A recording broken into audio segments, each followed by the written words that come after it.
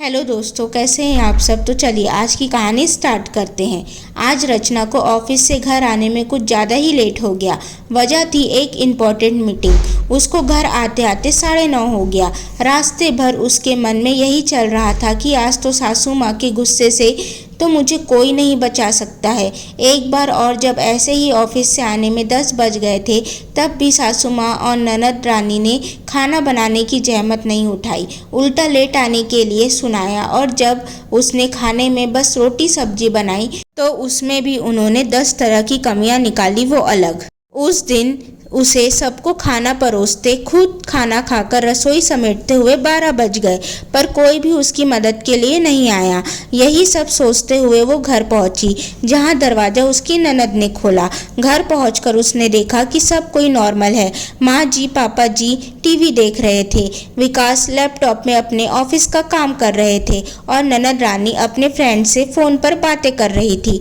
तो रचना सीधे अपने रूम में गई और पर्स रखकर कपड़े चेंज कर जैसे ही किचन में पहुंची तो सासू माँ ने हॉल से ही आवाज़ लगाया, रचना खाना खा लेना, तुम्हारा कोई टाइम तो है नहीं घर आने का, इसलिए मेरे बेटे ने आज बाहर से खाना ऑर्डर कर दिया।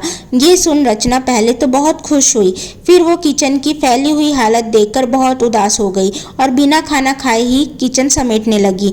उसे ये भी अच्छे से पता था कि जानबूझकर ही सास और ननद ने किचन की ऐसी हालत की है। रचना की सास को रचना का बाहर जाकर काम करना बिल्कुल पसंद नहीं था। उनकी यह सोच थी कि घर की औरत घर संभालती हुई ही अच्छी लगती है, पैसा कमाते हुए नहीं।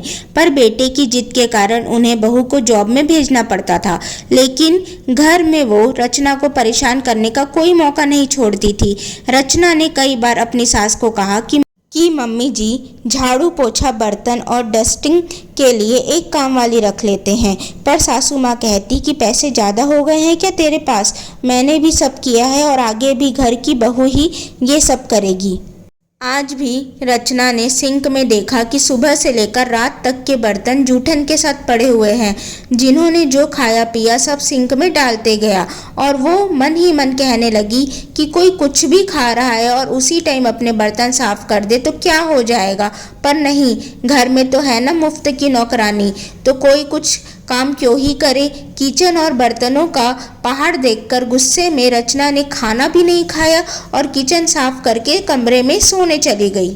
जब विकास रूम में आया और रचना को गुस्से में देखकर पूछा, क्या हो गया, इतनी गुस्से में क्यों हो, तब रचना बोली कि मैंने माँ जी को कितने बार कहा है कि एक काम वाली रख लेते हैं, पर वो मेरी सुनती ही कहाँ है। दिन भर ऑफिस में काम करो और फिर घर आकर घर के भी काम करो। विकास, मैं भी एक इंसान हूँ, कोई मशीन नहीं जो दो काम एक साथ संभाल पाए। तो विकास ने थोड़ी देर सोचने के बाद कहा, रचना तुम सही कह रही हो, तुम ऑफिस से एक हफ्ते की छुट्टी ले लो, बाकी सब मैं संभाल लूँगा। दूसरे दिन जब रचना ने विकास का टिफ़िन तैयार किया और अपना टिफ़िन तैयार नहीं किया, तब सासू माँ ने पूछा कि क्यों बहू, आज अपना टिफ़िन क्यों नहीं तैयार किया, क्या आज बाहर पार्टी करने का इरादा है क्या। तो रचना ने कहा, माँ जी, मैंने आज से जॉब छोड़ दिया है। बहू की यह बात सुनकर तो सासू माँ बहुत खुश हुई, उनकी मुराद जो पूरी हो गई थी। अब तो सासू माँ रचना से चुन चुन कर काम करवाती थी कि बहू, यह डब्बे गंदे हो गए हैं, थोड़ा सा साफ कर दे, टीवी कैबिनेट में कितनी धूल जमी है, थोड़ी उसकी भी सफाई कर दे आज तू। रचना को अब घर में बैठे 3 दिन हो गए थे। चौथे दिन ससुर जी ने कहा कि विकास बेटा, थोड़ा 5,000 देना, तो हमें कुल देवी के मंदिर में प्रसाद चढ़ाना है। तो विकास ने सिर्फ 3,000 दिए और कहा कि पापा इस बार इतने में ही मैनेज कर लीजिए, मेरे पास अभी इतने ही रुपए हैं। फिर थोड़े दिन बाद रचना की सासू माँ ने कहा कि बेटा, शॉपिंग के लिए पैसे देना, तो अभी तीज और रक्षाबंधन आने वाला है। तो विकास ने तुरंत मना कर दिया कि मम्मी, अभी मेरे पास शॉपिंग के लिए पैसे नहीं हैं। कुछ दिन बाद जब रक्षाबंधन का त्यौहार आया तो विकास ने अपनी बहन को 5,000 दिए। तो दमयंती जी ने कहा, क्यों बेटा, इस बार कोई सोने की चीज़ नहीं दिया अपनी बहन को, हर बार तो तू उसे सोने के कोई जेवर और 5,000 देता है। तो विकास ने कहा कि माँ, अभी मैं मैनेज नहीं कर पा रहा हूँ।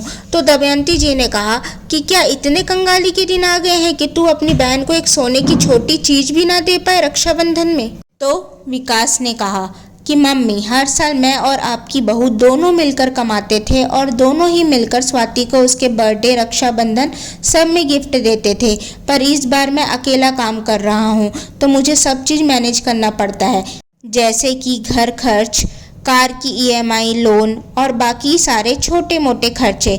मेरी एक की कमाई से यह घर और लोन चुक जाए वही बहुत बड़ी बात है, तो फिर तो सोने की चीज़ खरीदना तो भूल ही जाइए आप। जब विकास ने अपनी माँ को दो टूक जवाब दिया तब दमयंती जी बोली कि बेटा, मैंने थोड़ी मना किया है बहू को जॉब ना करने के लिए, उसने तो खुद ही जॉब छोड़ दी है ना।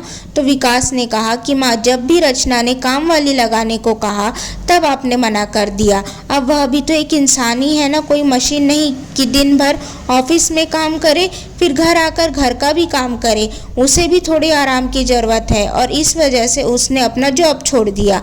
अब हमें थोड़ा मैनेज करके ही चलना पड़ेगा, तभी यह घर अच्छे से चल पाएगा। और हाँ माँ, मैं आपको एक और चीज़ बताना भूल गया कि 2 दिन बाद बैंक वाले गाड़ी लेने आ रहे हैं, क्योंकि मैंने गाड़ी की इस महीने की 25,000 की किस्त जमा नहीं की, क्योंकि मेरे पास पैसे ही नहीं थे।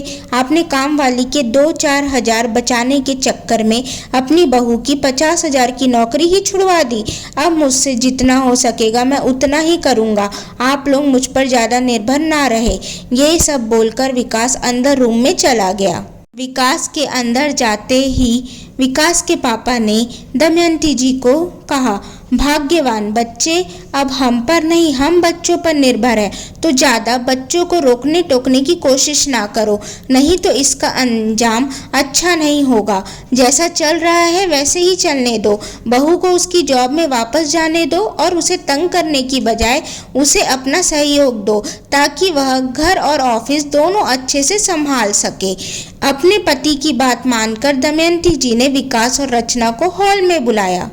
दमयंती जी ने दोनों से कहा कि मुझे काम वाली बाई रखने में कोई दिक्कत नहीं है, लेकिन मेरी एक शर्त है कि वह सिर्फ और सिर्फ मेरी बात ही सुनेगी, मैं जैसा कहूँगी वो वैसा ही करेगी। तो दमयंती जी की बात सुनकर सभी हंस पड़े और रचना ने इशारों ही इशारों में विकास को धन्यवाद दिया। सो दोस्तों, अगर आपको यह कहानी पसंद आए तो प्लीज़ इस कहानी को लाइक करें, शेयर करें एंड चैनल को सब्सक्राइब करें। Thank you for watching. Thank you.